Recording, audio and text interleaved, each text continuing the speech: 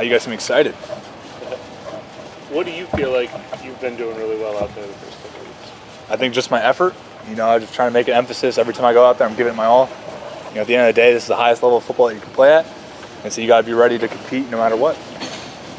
And what do you feel like you need to work on most? Man, I'm still a young player. I got a lot to learn. When I could try and compare myself to Demario every day, there's a big gap there that I'm just trying to, fill 1% every single day, just so eventually, I can play at his level, at a high level. What's the biggest thing that you learned from being around him now? Man, just kind of really how to take that step from college to pro. Like, he's done it for a long time. I've try and steal stuff here and there. He's, whenever I have questions, he's always there, ready to ask, ready to be there. At the same time, I don't want to bug him. He's got his own stuff that he needs to do, but he's been great. Him and Pete both just been leading that room, doing what it takes. They see something on the field, we're always talking. If I see something in film, to alert them, we're looking out for each other, and that's just what good teammates do.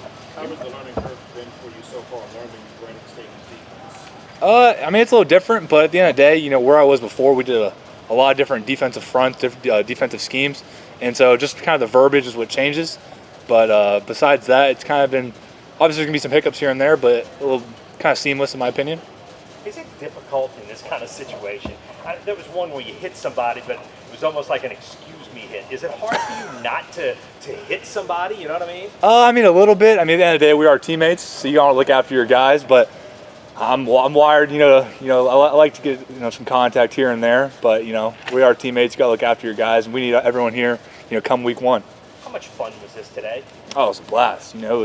That's why I got the mustache. It was a war day, so we're ready to go. Wait, mustache means war? Yeah, you shave it off. You got the paint on. You're just ready to hit somebody. What does the beard mean? It's just a little soft, man. You got to have. I want nothing on my chin strap, just so I can feel it all. So, did you shave in anticipation for today, or did you? For sure. Okay. For sure. We're just making sure we got that down. I need to know It was Coach Staley was saying look, tomorrow we're taking the war path. I don't know what the war path means, but I was like, all right, we need a mustache. I guess so. You replace Demario, sometimes you replace Pete sometimes, and then sometimes you're with Nephi, sometimes you're with DeMarco. Is it a fairly even split between Mike and Will for you, or is it's primarily Mike right now I've just been playing Mac, so kind of behind Demario. Whenever I need to do, whatever I need to learn, I'm willing to do it. I think just because I'm coming into a new scheme, they don't want to overload me and throw too much at me. I'm ready for it, but, I understand it from a coaching staff scheme. And then whoever I'm with, we're just trying to build that chemistry. When you're playing with some different guys, it's a little different, but you got to have communication. You can't let the drop-off change depending on who you're on. And how important is it for you to show them that you can wear that communication device and call? Is that as much of it as playmaking on the field? Absolutely. At the end of the day, it's not difficult to repeat what you're hearing, the call. It's not like we have something crazy. I just got to make sure everyone gets a call, because if they don't, they're not lined, it all goes on me. And that's what I'm used to. I think that was kind of a cool thing that college has implemented. And so I think it prepares, the next guys coming in they've already done it before. They're used to it, and so you don't really have to get that change of pace. The interception you had early in camp, what did you see on that play? Yeah, so, in that look, usually when a team gets empty, they're going to try and isolate the Mike backer. I saw, Spence make a check to the, a receiver. Anytime you kind of got a receiver in that position, it's obvious where they're going. I think everyone knew. And then just able to make a play. Ball's a little low. Spencer knew that. We talked after. But just making a play. At the best level, it's going to happen like that. And you just got to put yourself in the best position to make plays. Christian talked about how the defense started out a little bit slower than Justin. We kind of got into y'all as a unit and say we're better than this. I know you're new to the team, but so is he. But how have you seen the way he's been leading the defense so far? Yeah, obviously he's played at the highest level. He's played a part of a lot of big games. So he knows what it looks like when a team comes out slow. Everyone does. But, that's the leadership that we need on this team. That's the culture that we're trying to build. It's player-led. So when something's not to our standard, there's a guy like him, Cam, Demario, that are willing to call it up, restart it. And I think from that point on, we looked great. Can you talk about the scrimmage and, even in that second half, how opportunistic the defense was coming up with a couple of big turnovers? Yeah, I think when you get in that red zone, that's when takeaways are key. I think Nephi had a huge one, and then we had another one later. That's big. That's when your defense, really needs to come alive. And I think we did it the biggest parts of the day. I don't know the right way to phrase this. You seem like a confident guy. Is this going about how you expected so far? Honestly, coming to this level, I didn't really know what to expect. Obviously, you're told it's going to be, you're playing the highest level with it's going to be a different speed. But I mean, every single day I try to prepare myself to the best possible ability. Kind of wake up with that sense of pressure that you have to perform now. It's not like college where if you mess up, they keep you around. You got your scholarship, you're safe. Now it's you mess up. I mean, you're going home. You're packing your bags, and that's been real. That's how it is. So you kind of got to have that that drive, that sense. Look, this is what I do for a living now. This is my passion. This is my joy. This is why I wake up in the morning. And I think that just kind of motivates me to be on edge every single day. Feels like you're kind of always around the ball. And Jack Stoll said, you get up on guys quick. The cruising speed, is that something you pride yourself on, being able to get to the football? Yeah, I mean, that's how you get tackles. That's the effort part I talked about. I mean, that's just like a passion. You can't really teach that. I think that's the bottom line. You can teach scheme, technique, but you can't teach effort. And that's what I've kind of always had, at a young age, and what's always prided myself in how I play. Kind of talked about you getting, some first team reps and things like that all throughout camp, and just curious about the sort of what it means to you to kind of be earning those opportunities this quickly. Yeah, I mean, I think I've been blessed to have those opportunities, and I just got to make the most of it. You're going against that great talent. You can't be a step behind. Your steps have to be efficient. Your hands have to be efficient. Everything. You make one false step. The ball's getting past you. You're not levered. You're not in the right position. So you got to be critical. You got to know exactly what you're doing every single play. And at the same time, you got to be quick. You got to react. I think it's good to get those reps now. So come game time, it's not like I haven't seen it before. I think we have a very talented O-line. A lot of first rounders on that offensive line. So it's great for me to see the best of the best. Danny, it's always tough for rookies to navigate when you go through the pre-draft process. You're trying to run the best 40 time you can. Yeah. But then you want to come here and you want to be physical. I mean, did you have a balance between that, or are you at the weight and the size and the strength you want to be already by now? Or? Yeah, I mean, I didn't cut too much from my combine training. Obviously, it is completely different. I mean, that whole experience is something else. I had one workout. It was with the Saints, and crazy how that works. Yeah. It all worked out. I'm blessed that they called my name. But just at the end of the day, you have to be ready for football. It's a quick turnaround when you get drafted, and then you're right into rookie minicamp, OTAs, all that. You got to be ready to play. Your name gets called, and now the pressure's on. What weight do you want to play at? What feels good for you? Whatever they tell me. Yeah. They want me to put 20 pounds on, put my hand in the dirt, I'll do it. They want me to lose 15, I can play safety a little bit. But I'm around 240 right now, and I think I'm moving good, running good. Danny, you honestly might have All right, let's slow down. Have you ever gotten ticket for Chad Howard? Of what? Chad Howard. I've taken for him?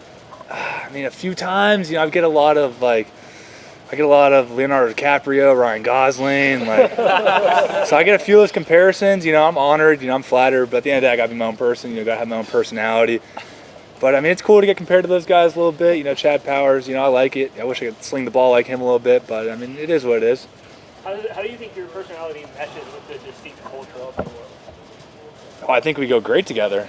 Being a part of this, this culture, I think it was a great opportunity for myself. I kind of have a little bit of a personality to me. I think that's kind of what the embodiment of New Orleans is, that culture, that fan base. And I think there's no better place I'd rather be. It's Sunday, so I'm guessing you had your bread and wine. What's up? It's Sunday, so I'm guessing you had your bread and wine. My bread and wine was hitting people on the football field today. I haven't had the chance to do much other than that. You're very productive player in college. Are you surprised at all by your draft position, or is that kind of where you? I mean, obviously there's some stuff that goes into it. I think there's so much that can happen, behind the scenes that you don't know about. I mean, I think I put myself in the best possible position. I think I did everything you needed to do. I was a first team Big 12, first team SEC, All-American. I did it all in college. That's what I wanted to do when I came back for my final year. I wanted to be remembered in that legacy, be remembered in that program with a lot of the greats. And I just wanted to leave a mark. At the end of the day, I could have left in 3, but I had a thing, for that fan base and for that culture there that I wanted to leave the right way. And so at the end of the day, wherever I got drafted, I know I had no regrets, and I left it all in that field at Oklahoma. Was the grade that you were hearing after that third year the same where you ended up getting drafted? It was around the same. I kind of thought I was going to get taken in day 2. But, for how it goes with linebackers, you never really know. Sometimes they fly off quicker, but, they it's a position that doesn't get drafted as early as, some others. But, at the end of the day, you're on a team now, and nothing you can do to change that. And now it's just time to produce, and then, just work your tail off to see that field. You team's had a kind of a long but recent history of a lot of press man coverage. What does sort of the vision on the quarterback do for you on this defense? It allows you to make plays. As long as you know where the quarterback's looking, that's the quickest way to get to the ball. So when you're not, have to focus so much on a man, but you're kind of being in the way, that's how you make a lot of plays, make a lot of money. Did that kind of factor? I mean, you talked about the interception. Did that kind of factor in your ability to be able to see things develop the way that you expected them to develop? Absolutely. When you have depth, you can be able to play behind it. It's huge. If I'm just staring at that guy, never see the ball thrown, never be able to make a play on it. And so I think that's just Coach Staley's defense that allows linebackers to make plays within the system. How has Justin Reed been as a leader on the defense? I mean, he's been huge. His experience, in the games that he's played in, has been detrimental to the development of a lot of these younger guys on the team. And to be able to have a guy like that that's willing to just pour into these younger guys, he was brought in here to be a veteran, to be a leader, and he's done that every single day. He hasn't faltered in that aspect at all.